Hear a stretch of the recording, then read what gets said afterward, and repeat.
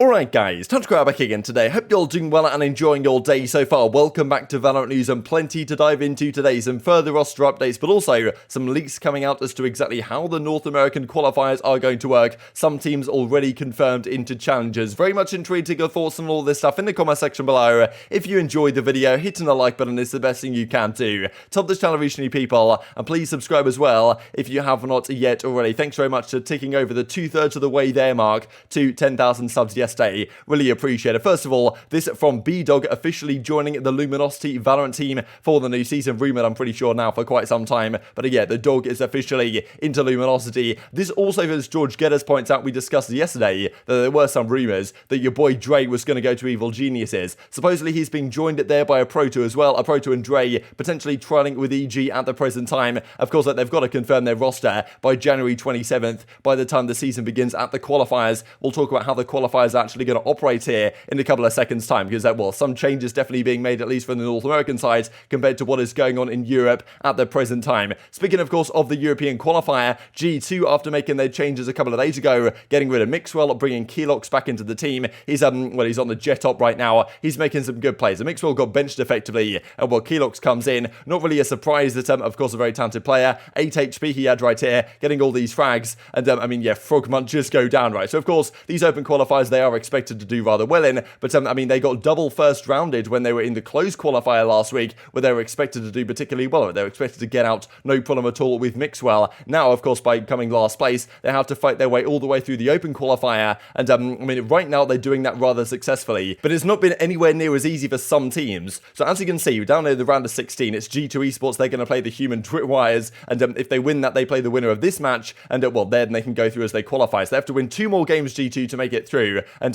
well, not too many other massive name organizations here. Most organizations actually failed to get through, which was quite remarkable, as well, of course, most organizations will fail to get through, but definitely some big names, as Bodog points out right here. The KOI guys, like, I mean, Vexed, OG, Valorant, for example, Giant and Heretics, both from Spain, they failed to make it out. So it's done and dusted for those guys, like, after all the money they spent on these rosters, like, pretty shambolic, frankly. So they don't make it through the EU qualifiers number 2, and they won't be there at the, of course, the closed qualifier, and therefore they won't be there at the actual challenges in the European side. So competitive in that region right now, it's pretty absurd, but G2 on their way to make things happen. Now, in the North American side, it was confirmed yesterday. Congratulations to Nerd Street, officially confirmed they are going to be running the Challengers NA qualifiers for the upcoming, of course, VCT. Now, well, by this being announced, there were some confirmations on the website as to exactly how this is going to work. So January 27th through to the 30th, then February 3rd through to the 6th, that's where the open qualifiers are going to go on. Now, there are no closed qualifiers in the North American sides, because, well, as George Geddes goes on to explain, the top 4 teams of NA VCT last year will receive direct invites to this year's Challengers 1 main event. So quite remarkable. They didn't really base it too much on what happened at Champions. Then again, of course, Cloud9, Sentinels, and NV were all at Champions, but they take the top 4 teams from last year's NA VCT, and these 4 teams automatically go into Challengers. So kind of similar to the 4 teams in the European side that were at Champions in Ascend, Gambit, Liquid, and Fnatic. They automatically go to Challengers 1 main event in the European side. They're doing a similar thing in the North American side with Cloud9, Sentinels, NV, and 100 Thieves. So, well, these squads obviously have to be quite happy about this confirmation or this development, and maybe they knew this was coming, because, you know, the likes of Sentinels, they haven't really got too much chance to practice. 100 Thieves also with Eccles, right, just arriving, like, it's going to be difficult for them to really get ready to go. So, obviously, good for these guys. They get, obviously, the free pass. They don't have to worry about qualifiers and stuff like this to go through, but, of course, it definitely leaves the other organizations, potentially very good teams, the likes of Rise, whoever they're going to play for, definitely, well, up for debate at the present time. So, to add some further detail on this, the way it's going to work is, effectively, there's no closed qualifiers at all. There's 2 128 team open qualifier brackets. The top 4 teams from each qualifier advance to the main event. So it's going to be single elim. Then when it gets down to 32 teams, it goes to double elim. Every game is best of 3. And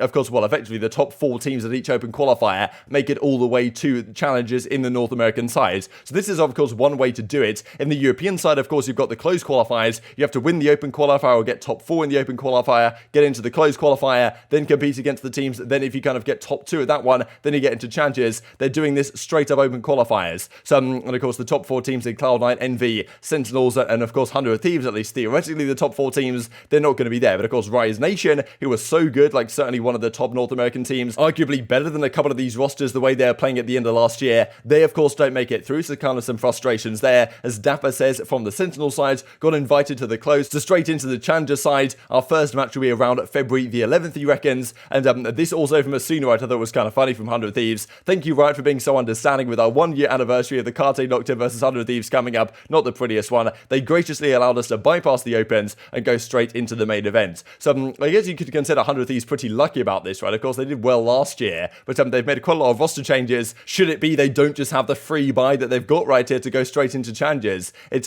certainly interesting. It would have been cool to see if they had to go through the qualifiers. It should be achievable, frankly, to make it out, but still, I guess they get lucky, right, and they don't have to worry about this stuff. And as 100 Thieves say, VCT open qualifier speedrun, any percent, no problem for the new roster. But of course, the new roster could theoretically be completely terrible and not even deserve to be there, but still, they get the free qualifier based on their performance last year, even though they only kept 3 out of the 5 of the players. So definitely interesting stuff, no doubt. This also people were mentioning, right, I thought a pretty big deal, really, that at least according to the VLR.GG rankings, which may not be perfect, because Envy were initially listed as 8th down here, but it turned out that was a mistake, and they should be up here in 3rd. But interestingly enough, it's actually the case now that Cloud9 are the #1 team in North America. The way I guess this works is that Sentinels' good results came quite some time ago, therefore there's some like element of decay based on their performances. If it's too long ago, they don't get quite as high a rating in the actual, well, the ratings that they come up with for the rankings right here. So Cloud9, based on their recent better performances, they are higher ranked right now than, well, any other team in North America. So Sentinels currently #2 team in America. They drop off that #1 spot for the first time in quite some time, and it's Cloud9 #1 theoretically right now. Of course, Envy there or thereabouts as well. 100 Thieves here in 4th. So these are the 4 teams, right, that actually did make it through to fair play. But of course, Rise Nation could theoretically be better than some of these teams right now. But they're going to have to fight their way through the open qualifier. Shouldn't have too much of an issue though, of course. Whatever organization they happen to be playing for, of course, when actually that does go down. This also just to mention real quick, because T1 were playing in a tournament. It's some sort of NSG tournament that's going on right now. And, well, Steel is using the chamber and using it to really good effect, right? It's kind of interesting. It seems like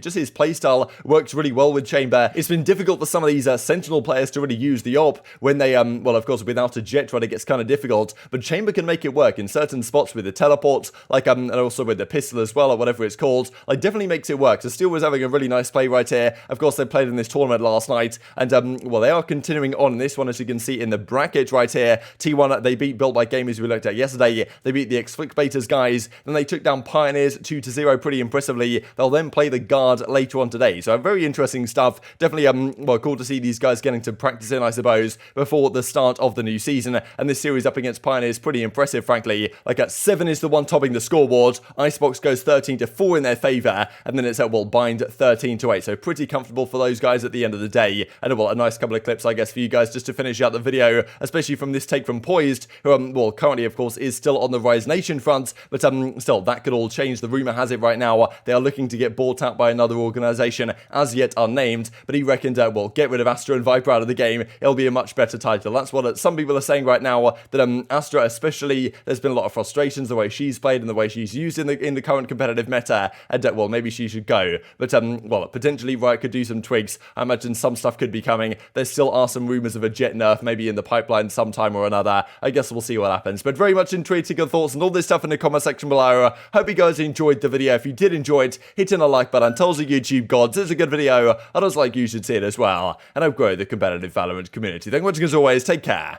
And I will see you next time. It's a steal, right? I think we talked about this a little bit in that first map. In that Chamber is so good as a solo anchor because you have trademarks to slow, you have an operator take your initial shot, TP away to safety, and here we see it. There's one freebie for Steel.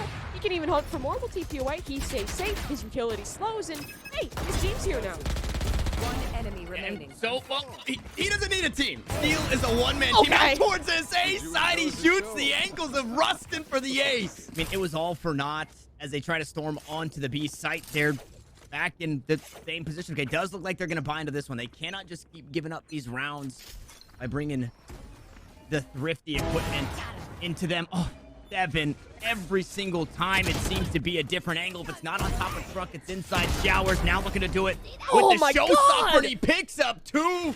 J-Mo standing too close to JC Stani. There's the 4th on the round, and he was robbed of it previously on split on the day. Give the man the ace. Weeded has plenty to try and deny as he picks up Pony. It's only 70 health. on 7. Zuida tosses out the snake bite, trying to make sure nobody can push him from the defender's side at spawn, but is he ready? The backstab around the corner, and there it is, the ace for 7. 7, he's been robbed of it before, but he's finally found his mark and his opportunity. He does not let it slip away again.